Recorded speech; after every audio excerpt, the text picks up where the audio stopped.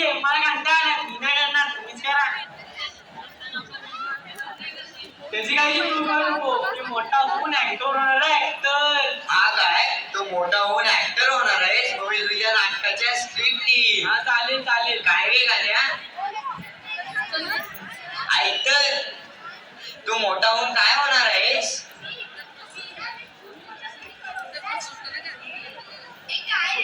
तुझ्यामुळे माझं चुकलं ना काय बरोबर येत हा बोल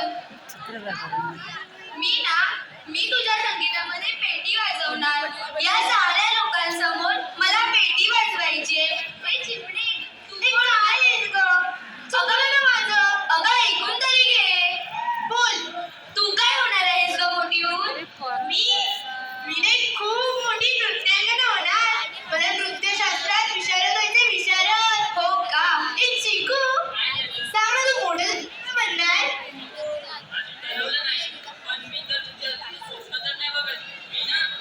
ए चिकू तुला काय वाटतं आम्ही अभ्यास वारं सोडलाय आम्ही अभ्यासही करतो त्याशिवाय कलाही जपतो कला तू जर तुझ्या हातातली चित्रकलेची कला जपली असतीस ना तर तुला पण आम्ही त्या वेशीवरच्या वाड्यात नेलं असतं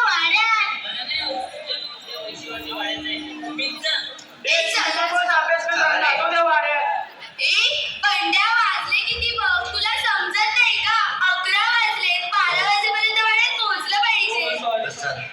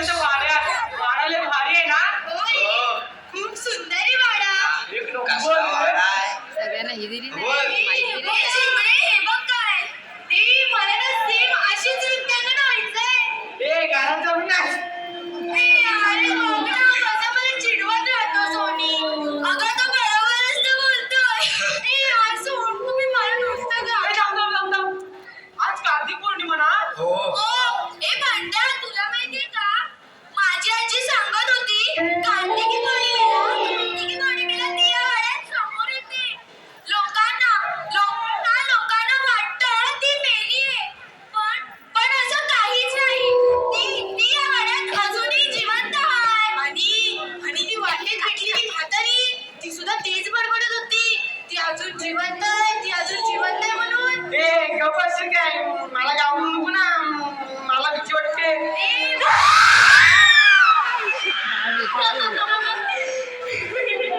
कोण आहे मी जिवंत आहे कोण आहे माझा मुटकास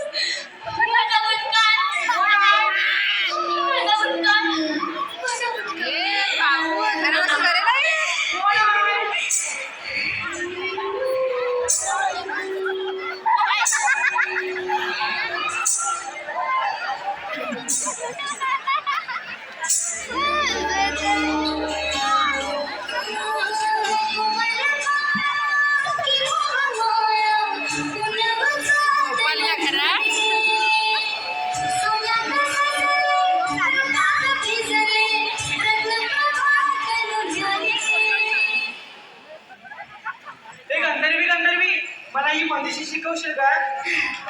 ये बाळा, तुला ना मी ही बंदिशी शिकवते. बस, ही बघ, ही बंदिशी आहे ना, ही मेघमल्हार रागामध्ये येते. ही आहे आपली पेटी. याच्यामध्ये आपण पहिला सा लावून बघूया. तू ही वही पकड. हे बघ, सा सबविहंगा जरंग दीर्घ रंग येवला ईसर तुमरे आज तू नवीन बंदिशी वाटतं आताच्या ना.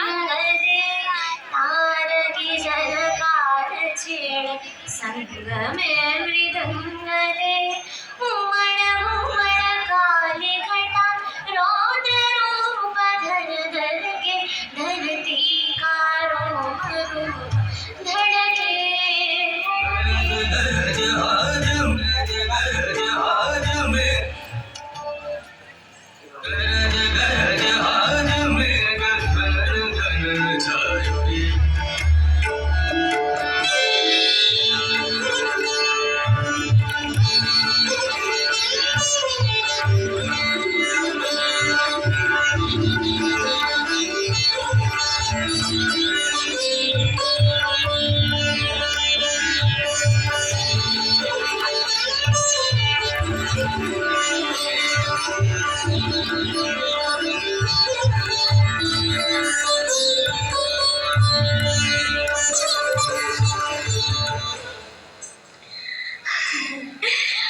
आज 300 वर्षांनी तुम्ही सगळे मला परत मिळाला. 300 वर्षांनी? हो, 300 वर्षांनी. 300 वर्षांपूर्वी या कार्तिक पौर्णिमेच्या रात्री माझा जन्म झाला. आमचं राज्य खूप सुखात नांदत होतं. ना कोणतं युद्ध होतं, ना कोणतं वैर होतं. पण एक दिवस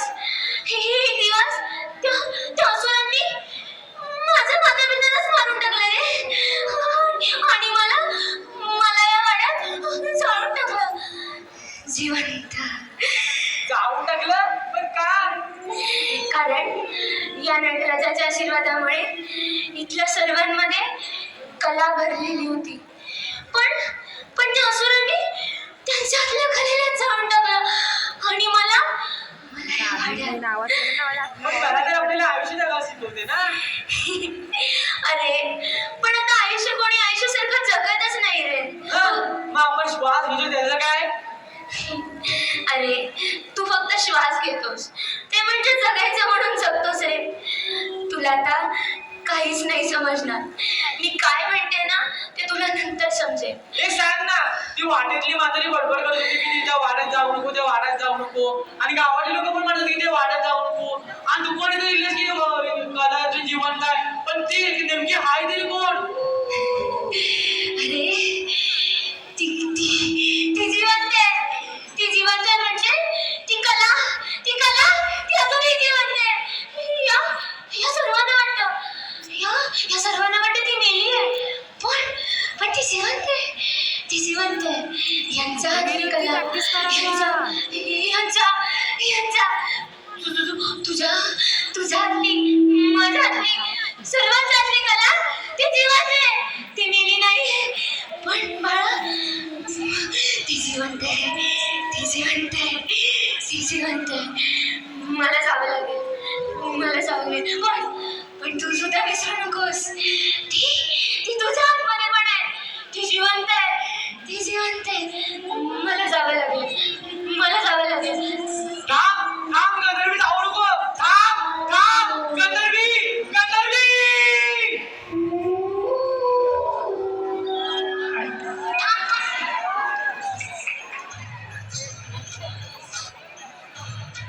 ती अजून जिवंत आहे हे केवळ एक नाटक नसून मानवी भावना, विचार आणि वास्तव यांचं प्रभावी कलात्मक दर्शन आहे.